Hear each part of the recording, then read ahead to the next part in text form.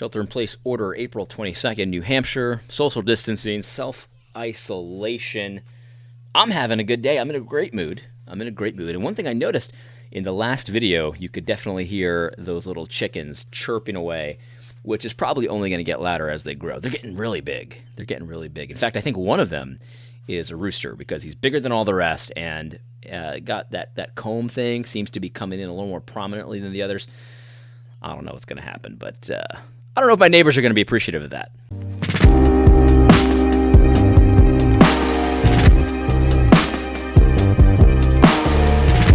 Can't start a fire. You know, you don't even need a spark anymore to start a fire. All you need to do these days, if you want to start a fire, sorry, Bruce, but to start a fire these days, all you need to do is not be full of despair. That's pretty much it. People get really, really angry if you're not as fearful as they are. In fact, they get really especially angry if you say they shouldn't be as fearful as they are. That's what really kind of grinds people's gears these days. I've been called racist more times than I can count. I've been called white supremacist more times than I can count. But I have to say, I'd rather be called a racist and a white supremacist all day than to be someone who doesn't care if people live or die. That's pretty vicious. But that's kind of the thing that we're seeing here. You know, if you think that we should go back to work, that the government should not have shut down the economy, the government should not have ruined people's lives economically. If you say that publicly and people hear you, they hear what a lot of people hear in their programmed brains is you hate people and you want people to die. It's really weird. It's a really weird phenomenon. But anyway, what I'm going to do in this video is I'm going to respond to some pushback I got on a Facebook post. I'm not going to name anybody because this is not about naming names here. It's not about that at all. But I did want to kind of put an example out of how I think about pushback to this kind of stuff.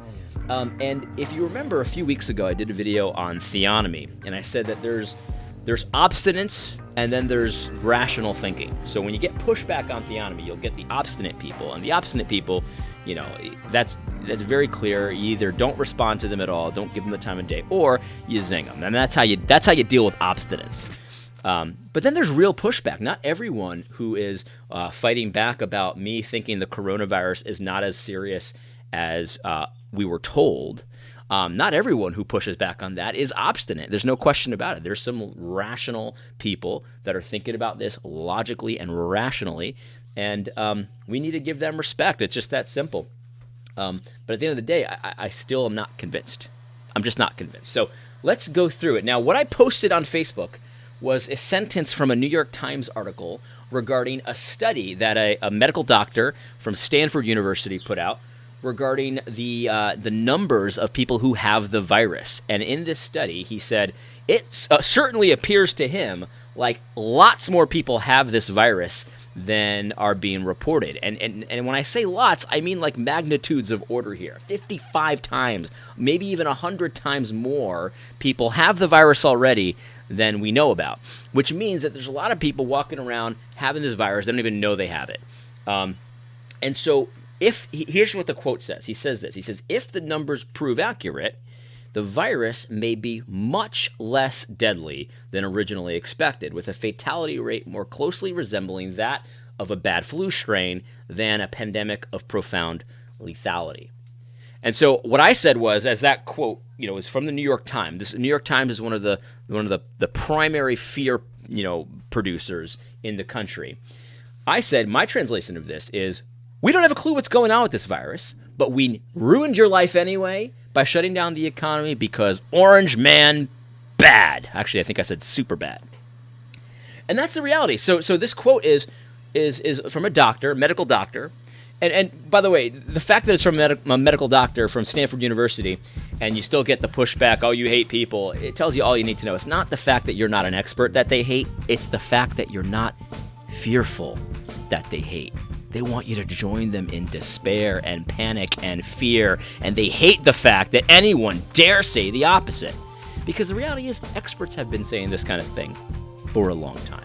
Anyway, So that was the post, and here's the pushback. I'm going to go through a variety of different pushback. The first one is not obstinate in any way. This is a rational thinker. This guy is in the medical profession, and he's a good guy. I think he's a very careful thinker, and I like him very much. Here's what he said.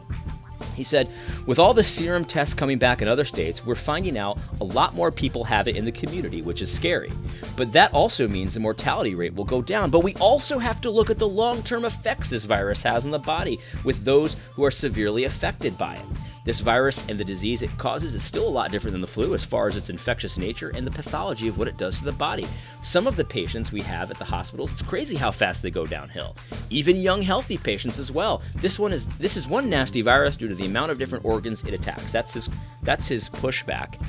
And I have nothing to say about that. Very reasonable. It's not the flu. I understand it's a different disease. It might actually wreak a little more havoc on the body than the flu. That's understandable. The mortality rate is very similar to the flu, maybe even a little lower than the flu. And but it still could cause long-term damage. I've seen some reports about long-term lung damage and stuff like that. I really don't want to have any long-term lung damage. My lungs I already have asthma. They already don't work the way they're supposed to. And so I really don't want to get this. But I have nothing to say to this.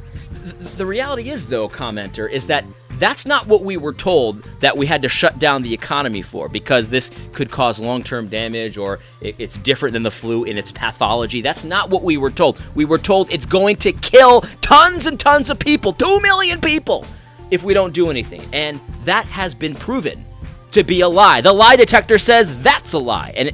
And honestly, and again, the commenter, I knew that was a lie before. I already knew that because of the information that we were getting that was very inconsistent. We asymptomatic carriers, but we know the exact mortality rate. So the point is, though, like, this is a very good comment, not obstinate at all, but the point is we should not have shut down our economy for this. We should not have shut down our economy for this. We don't shut down our economy because there are diseases that kill people, that wreak havoc on the body. Because if we did do that, then we'd have to ban alcohol. Because alcohol, it can be abused and it wreaks havoc on the body. If we did do that, we'd have to ban sugar, because sugar can be abused and it wreaks havoc on the body. Diabetes wreaks havoc on the body. Having a high blood sugar, we'd probably have to ban carbs too, now that I think about it, because eating too many carbs wreaks havoc on the body. It's unbelievable the amount of damage that having a high carb diet does to the body. Unbelievable. But nobody talks about that because that's insane, right? That's absolutely insane to think we should ban carbohydrates. Obviously, that's crazy. But where's the logical line here, right? Where's the logical line here?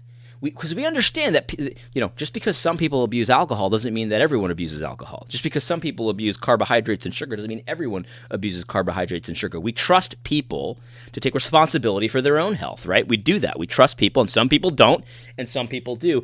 And the reality is, during a pandemic of this nature, where its mortality rate is pretty low, and people could get sick, and they could have long-term diseases, and actually some people could die, like the flu, because this is also true of the flu. We trust people during flu season to act in a responsible way. That's all I'm saying. Like, we shouldn't have shut down the economy. And the reality is, New York Times has not had a clue what's going on with this virus, which that quote proves. And so even if it does attack the body differently, it attacks more organs and stuff like that, all I'm saying is the New York Times that's been pumping fear and saying we need to shut down the economy, shut down the economy, shut down the economy. It's not the flu, it's not the flu, it's not the flu.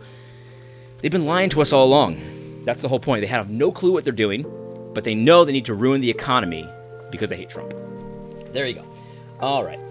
Here's another piece of pushback. This is obstinate. This is a person who's obstinate. Ready? Quote, people are landing so much easier now with parachutes. I think we can safely do without them. That's a stupid thing to say. Nobody is advocating for taking no precautions. Nobody is advocating for throwing caution to the wind. Nobody is doing any of those things. We don't do that during flu season. We don't do that when colds are going around. We don't do that when rotavirus is going around. Nobody is saying that, so stop being an idiot. That's how you deal with obstinates. All right, let's go back here. Here's something that I think is interesting. I don't know if this is obstinance or just super false piety. I don't know what this is. This is another response. Wow, responding to me. No grace given for a situation that no one had a handle on. How would things have turned out if it was as bad as they said it was? What people would be saying 2 million plus people did die and these drastic measures were not taken. I have lost hundreds of thousands of dollars in this mess just trying to keep my business and employees all paid.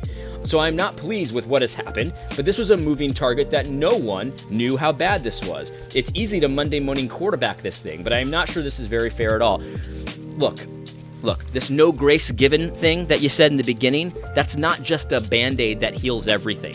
See, the reality is it's not about grace being given. This is about the newspapers lied to you and said the mortality rate was 20, 50 times higher than the flu. It's actually a lie. And we knew that was a lie back then. All of us knew that was a lie because they couldn't possibly have known the mortality rate when they were telling you this was 50 times more deadly than the flu. So you had to shut down the economy. So this is giving grace doesn't mean you ignore reality.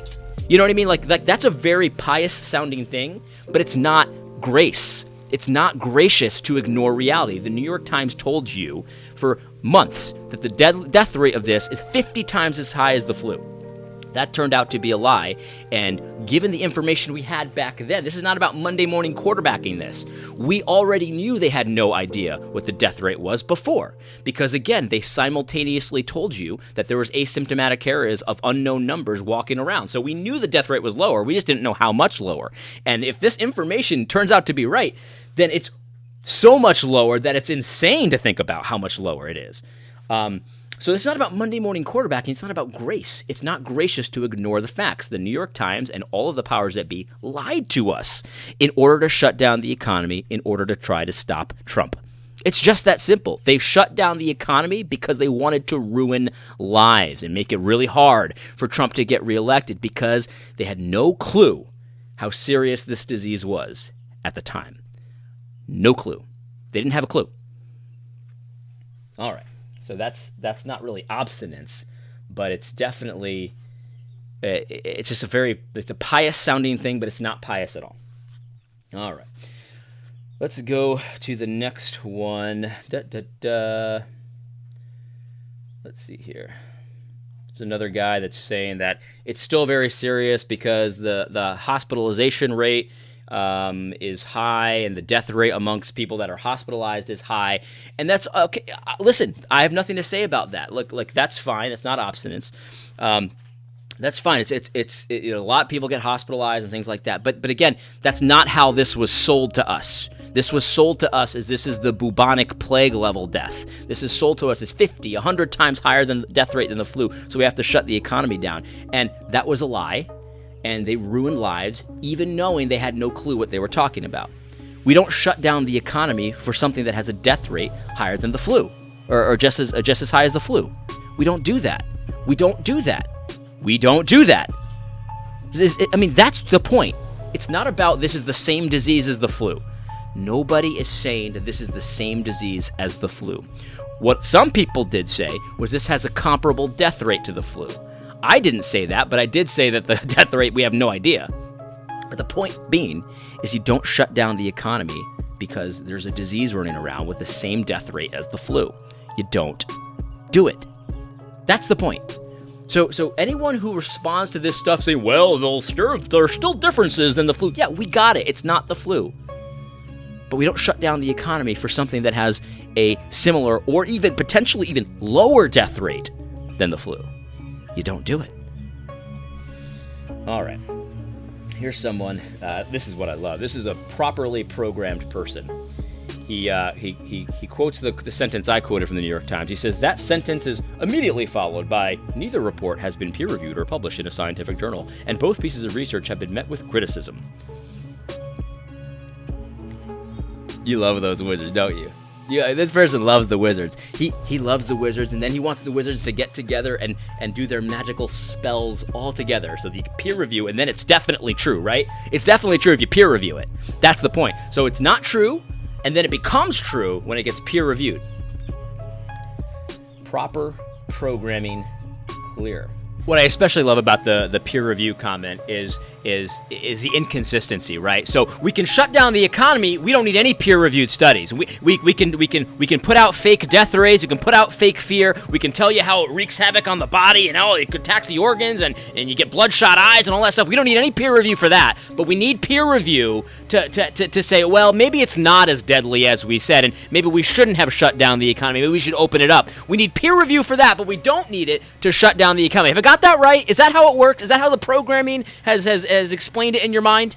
This is someone who's fallen for the wizard spell. It's just that simple. He's fallen for the wizard spell. You can't blame him.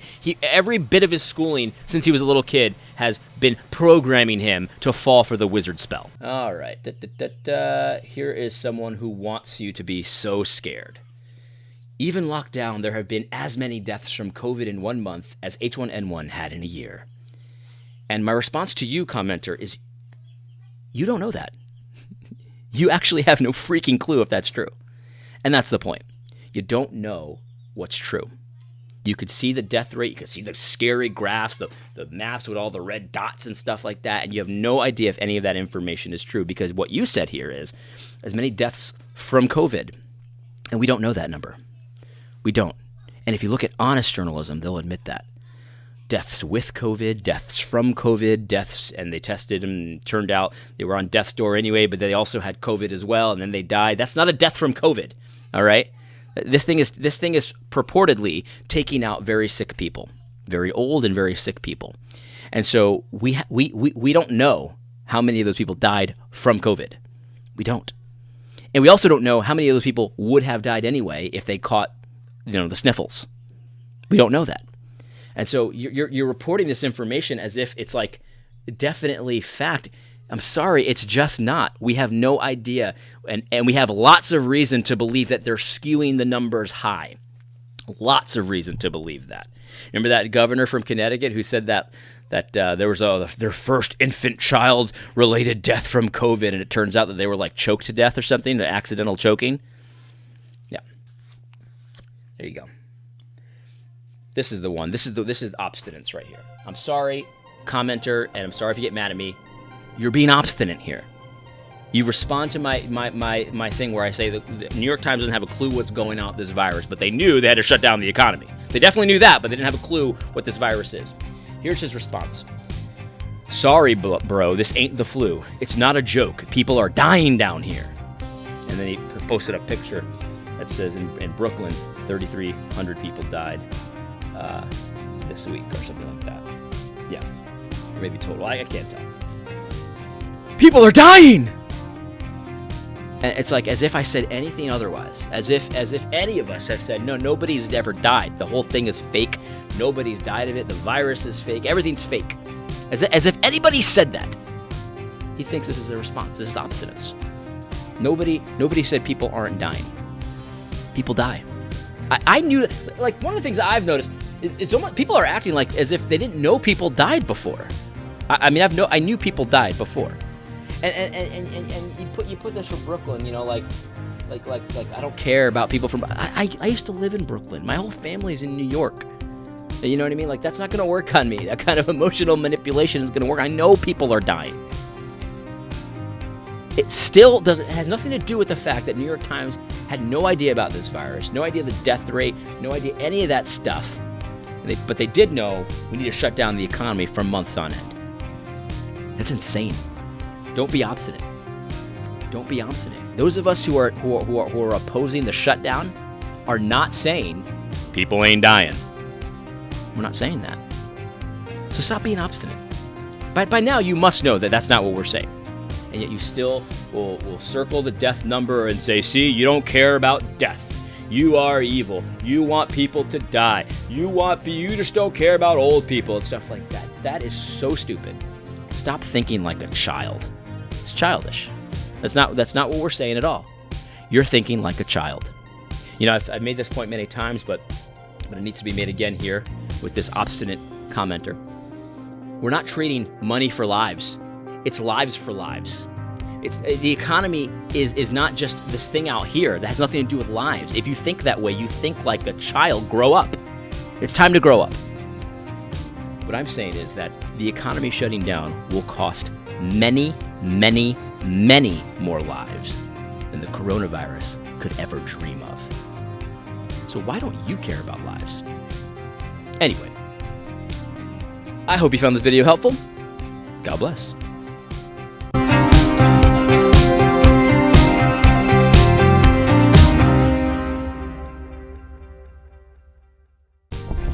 You know, the other thing is, when did preserving life at all costs, at any cost, become this ultimate goal for Christianity? I just don't understand this. I mean, I'm sure the human energy fields in Matrix, where everyone lived in a vat and they were just used for energy like a battery, I'm sure they had a pretty low death rate. I'm sure they had a pretty low flu rate. They didn't have any coronavirus in the future in the Matrix. But is that like our goal, like, to just not die? That's the goal for everything that we do, just to not die. I mean, if it really is the goal, then we got to shut down lots of stuff permanently. Like basically anything. We should, you know what we should all do actually? You ever see the movie WALL-E, where they just live in a chair and they just entertain themselves until they pass away from old age? I guess that's the ideal Christian goal, right? We just live on a pleasure cruise all day in a chair. We never get out of our chair. We get our food delivered to us, and we just watch TV all day, and there's no risk taken because, you know, we don't want to die of anything except for old age. That's the only thing that I guess is acceptable to die from as a Christian. Anything else, it's not worth the risk. It's not worth the cost. It's not worth the risk, right? I guess that's the goal. We should be WALL-E. Those guys were pudgy and fat. That was a good movie, actually.